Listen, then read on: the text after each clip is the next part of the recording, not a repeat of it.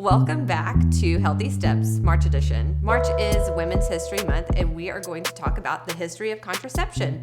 We didn't scare Dr. Altizer off in February, so she has agreed to be back and talk about the history of contraception. Where did we start? How did we get here?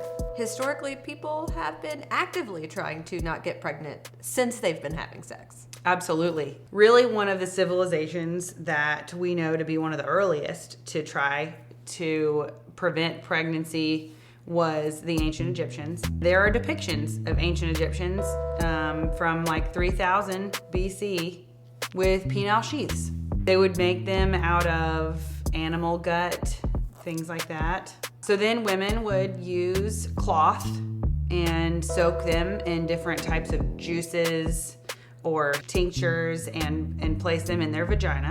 These were not working in any way really to prevent pregnancy, but they thought that I can't imagine comfortable either. No. Crocodile dung people would place in their vagina to try to tamponade the sperm from entering their uterus. How did we get from animal dung to an IUD or a Nexplanon in the arm? How did we get there? Because the leaps and bounds we made.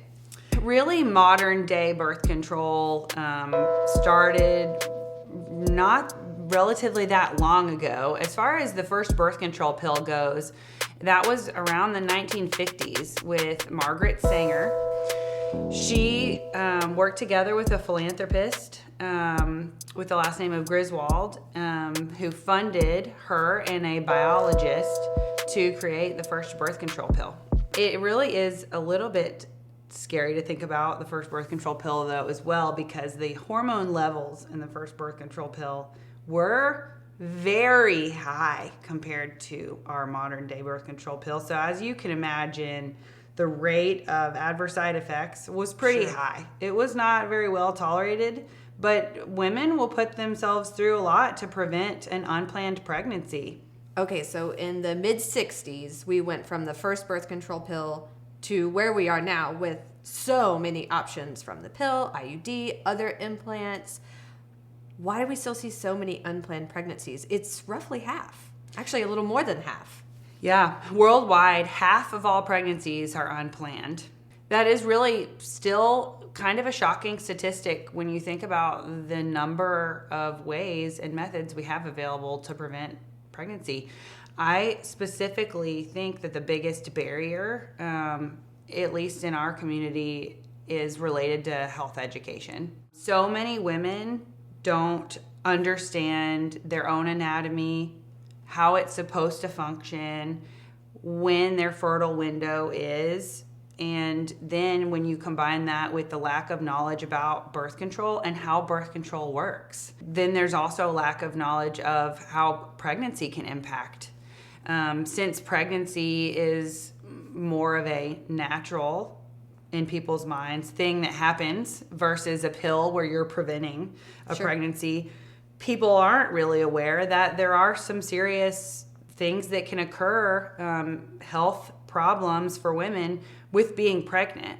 Sure. You bring up other health problems, and I want to highlight that birth control does things outside of controlling pregnancy. What are other things that we could use birth control for? Birth control also really can help to regulate someone's cycle. If somebody's having really heavy or painful periods, birth control can help their period to be lighter, less painful. If someone is having issues with anemia or having too much of a flow, birth control can lighten that flow and help with your overall health. Your acne can be better on certain types of birth control, and things like that.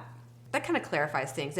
Birth control often gets put, especially right now, I think the relevancy of learning birth control can help solve a myriad, really a range of issues for women. Another one that I didn't mention is PMS.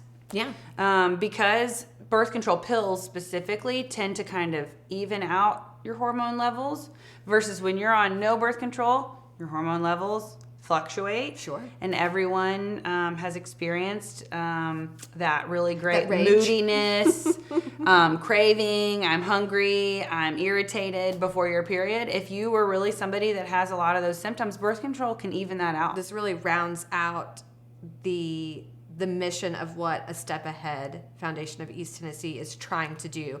When I'm telling people who and what I work for, I like to describe that we kind of work with two arms. One arm is health education, which is obviously my role. Just trying to, one, spread awareness, but also the basic information of female anatomy. Something that I have seen so much of is the lack of knowledge of how our cycle, especially ovulation, works. We're really missing out on that step of educating our girls, especially, because you should learn this when your cycle starts. You should really know how that works. The other arm of what we do is equitable access and removing barriers to birth control for our 16 counties, but we have foundations that cover all of Tennessee to make sure that equitable access is really there.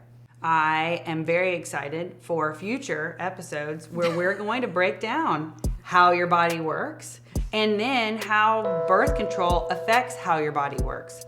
Because I think that if more women were aware of how your body works, Sure. and then how birth control works, then we could prevent a lot of these unplanned pregnancies. We'll be here as long as we can, giving you all the information we can about women's health and reproductive health, trying to create the most informed community we can.